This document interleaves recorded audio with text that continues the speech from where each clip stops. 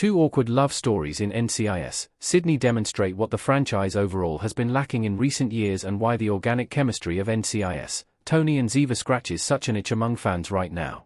NCIS has always loved its slow burn romances, but NCIS, Tony and Ziva's story may be the first in a while to do it right. It's not unique to the flagship series that launched a million sister shows nor to the NCIS franchise spin-offs themselves that unresolved sexual tension often serves to spice up long-running character arcs. That can be a treat when done sparingly and with a sense of purpose, but NCIS, Sydney Season 3 faces multiple romance arcs that simply don't feel natural. NCIS, Sydney Season 3 has two, will they, won't they, romances to resolve. Mackie and JD are progressing at the same rate as Evie and Deshawn. Sean Sager as Deshawn Jackson and Julie Narkle as Evie Cooper in NCIS, Sydney. Paramount Plus, copyright symbol CBS, courtesy Moviestills DB. Thanks to a major terrorist plot in the NCIS, Sydney Season 3 premiere, the series should at least get a brief reprise from romantic subplots that haven't found their footing. But that's almost more frustrating because Evie and Deshawn's dynamic took a wildly on-the-nose turn when he showed her his budgie snuggler. Sorry, Aussies, but Deshawn's pronunciation just makes sense. Deshawn teaching Evie how to swim was a perfect way to naturally move the relationship forward after their pirate adventure. The resulting scene is both quirky and intimate, but it ultimately has little effect on their romantic progression. Deshawn looks as smug as he is snug in that thing, and Evie notices, but there's still no payoff a season later.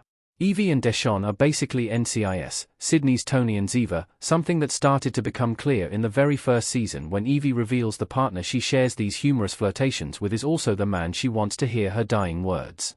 The problem is that NCIS, Sydney wants Mackie and JD to be Tony and Ziva as well.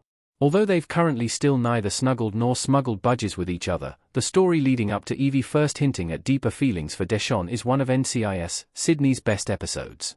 But JD and Mackie have barely even spent time bonding over their shared experiences with parenthood, even though Mackie revealing her son was presented as a significant moment.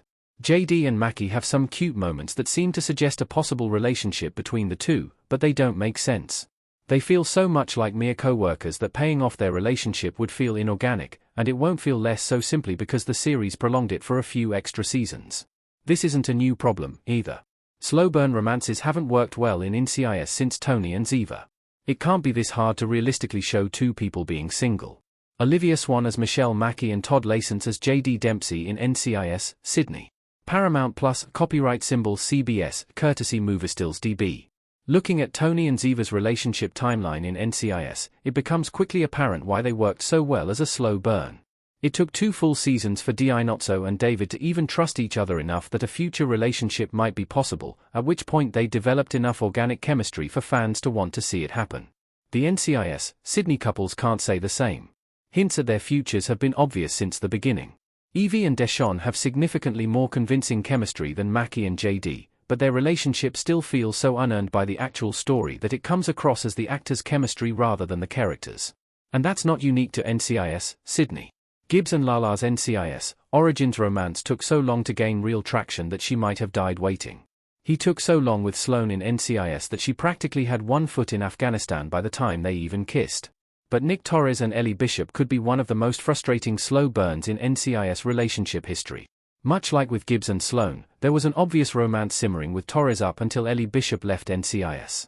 In this case, however, it feels more on the nose because Nick and Ellie were direct replacements for Tony and Ziva. But, while they had their own disputes and separate relationships keeping them apart, the cute moments began more quickly. Bishop's NCIS romance with Torres ultimately failed for career reasons, but it was problematic as a story much longer for the same reason as most other slow burn relationships in the franchise. None of these relationships started with the initial distrust that Tony and Ziva had to overcome, so they have less clear reason not to just go for it.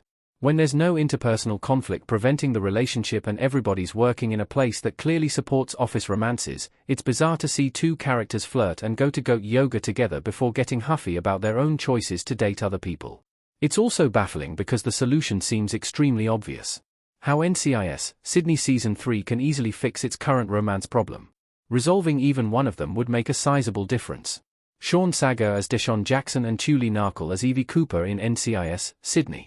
Paramount Plus, copyright symbol CBS, courtesy Moviestills DB. While NCIS, Tony and Ziva's shift away from procedural format promises a more character-driven story in which their romance can thrive, Tiva worked best as a slow-burn romance in the early days when NCIS was still basically a cop show with romance added for flavor.